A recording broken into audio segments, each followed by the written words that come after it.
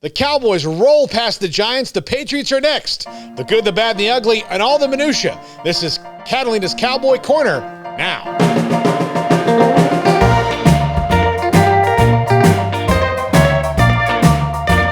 Welcome into Catalina's Cowboy Corner here on 365 Sports. Please like and subscribe when you get a chance.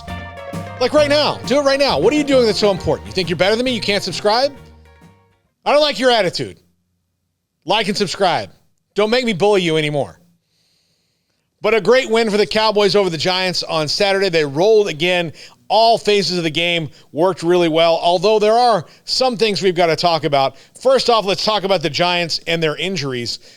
One of the things the Cowboys have been really lucky with this year is they've been able to overcome their injuries, and even when a star like DeMarcus Lawrence has been hurt, they've plugged the hole with a rookie or a free agent like Terrell Basham.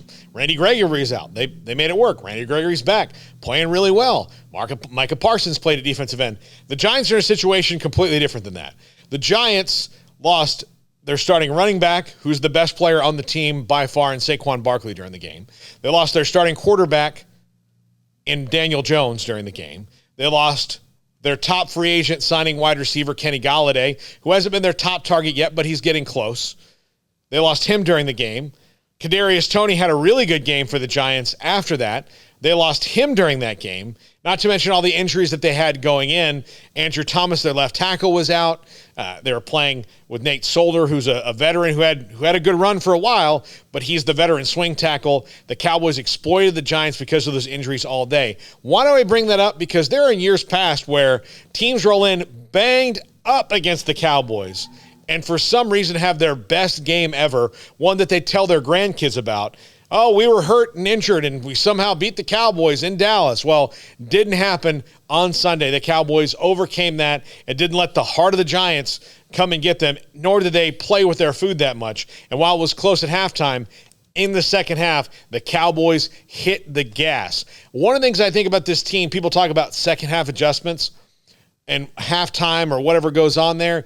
Look, in the NFL, you only have 12 minutes. Sometimes it's just that 12 minutes about mentally resetting, realizing what the other team is giving you, what's working and what's not, that allows everybody involved to go, okay, scrap this, do this, or do more of this, let's attack the game this way. So halftime adjustments, a little bit overrated. I just think it's those 12 minutes that they get to pause for a second, think about it, and go ahead forward. And Kellen Moore and Dan Quinn, as the coordinators, are doing a great job at just noticing what they're able to do and move on.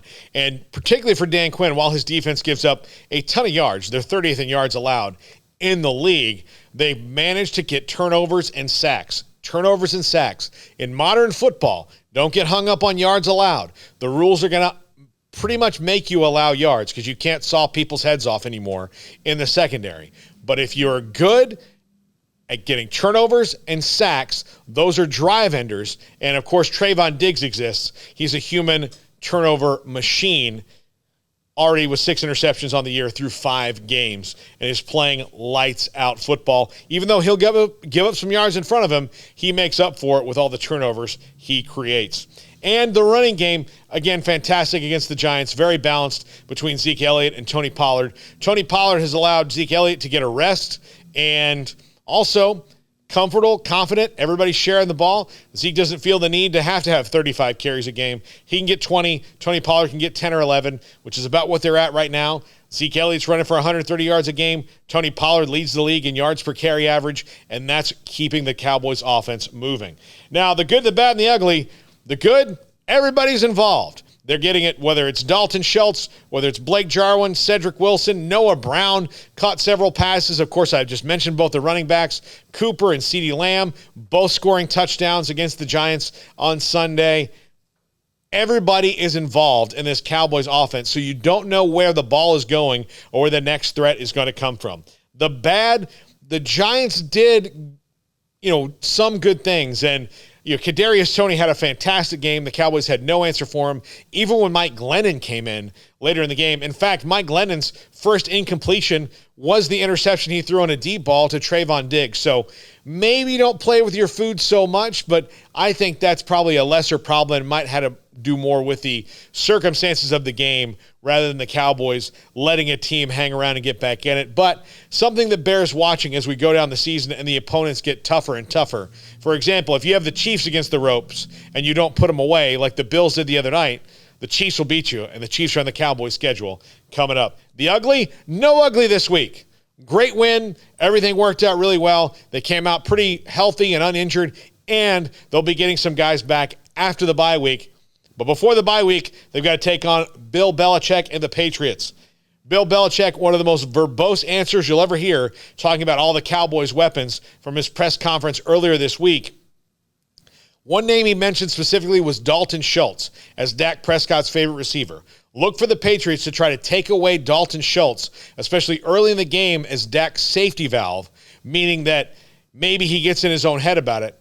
Other side of the coin, the Cowboys have so many weapons, maybe they forget about Dalton Schultz for a minute and spread the ball around, making that point moot. But Bill Belichick will have a game plan that will befuddle the Cowboys for at least a little while, but the Cowboys might have too many weapons for the Patriots at this point in their rebuilding process in the post-Brady era to do anything about. But Bill Belichick will have a game plan that'll have you going, he did his homework every time.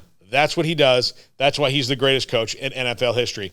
Other thing I'm curious to watch, how does Mac Jones do against this Cowboys defense? It's opportunistic, good at getting the quarterback, and good at creating turnovers. He's a rookie. They need to make him look like a rookie and do it all game long. That's going to do it for us. Please like and subscribe. Thanks to Armstrong Sims for producing this video. Again, this is 365 Sports and Catalina's Cowboy Corner.